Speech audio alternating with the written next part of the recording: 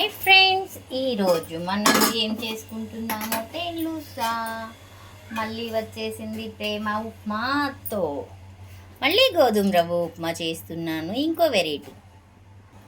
చూసారా, పొయ్యి మీద బండి పెట్టాను, ఆయిల్ వేసాను, పోపు దినుసులు వేస్తున్నాను.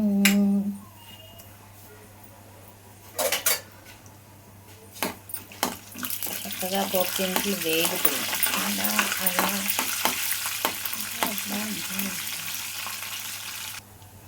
చక్కగా పోపు దినుసులు వేగినాయి కదా, మనము ఉల్లిపాయ, పచ్చిమిరపకాయ, అల్లం ముక్కలు వేసేసాం.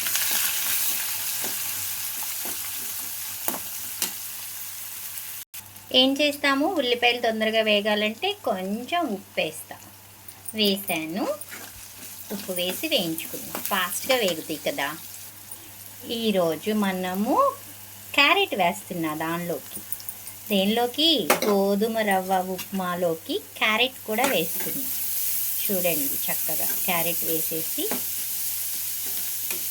ఇప్పుడు దీంతో పాటు ఒక టమాటా వేస్తా, చిన్ని టమాటా, తురుముకున్న క్యారెట్, ఒక్క టమాటా చిన్నది వేసేసా. చక్కగా మగ్గిచ్చేద్దాము.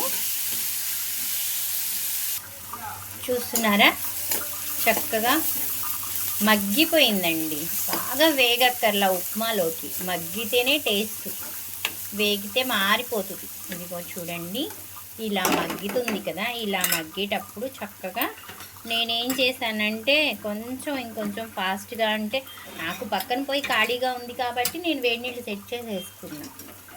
పక్కన పొయ్యి మీద ఒకటికి 2 నీళ్లు పెట్టేసేసి నీళ్ళు పోసేసాను.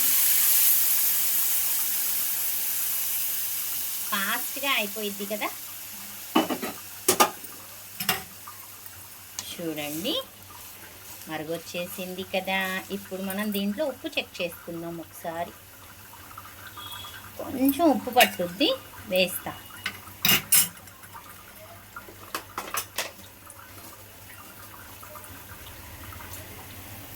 కొంచెం ఉప్పు చాలేదు, అందుకని వచ్చేసిందండి, మరిగిపోయింది. ఇప్పుడు మనం రవ్వ పోసేసుకుందాం.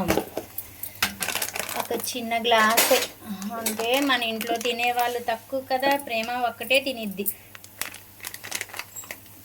అందుకోసమని నాకు ఒక్కదానికి కొంచెంగా చేసుకుంటున్నా. వెజిటేబుల్సే కదా, మనం ఏమేసాం. ఇదిగోండి, ఈ చిన్ని గ్లాసు రవ్వ.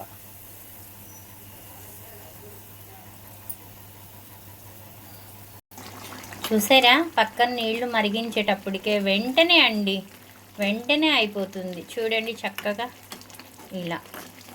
ఇంకా దీన్ని మనము సిమ్లో పెట్టుకుంటే చక్కగా మగ్గుద్ది. రవ్వ కదండి, మగ్గితేనే టేస్ట్. మగ్గిద్దామా, సిమ్లో పెట్టి మూత పెడతా. చూస్తున్నారా, మూత పెట్టి మగ్గిచ్చానండి.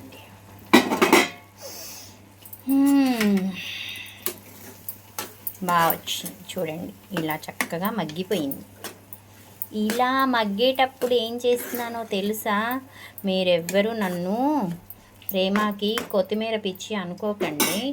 కొంచెం నేను సువాసనల ప్రియురాలని. ఇదిగోండి కొత్తిమీర అండి, కొంచెం వేస్తాలే, తిట్టుకుంటారు. ఉప్మాలో కూడా కొత్తిమీర ఎందుకు వేసుకుంటారు అనుకోకండి. ఏదైనా అన్ని ఫ్లేవర్స్ వస్తేనే అది చక్కగా ఉంటుంది. అన్నీ వేస్తే మంచిగా ఉంటుంది. కొత్తిమీర హెల్దీయే కదా. చూడండి, ఒక్క చిన్ని గ్లాస్ రవ్వతో 2 వస్తుందండి గోధుమ రవ్వ. ఎంత బాగుందో చూసారా, ఎంతసేపు కూడా పట్టలేదండి.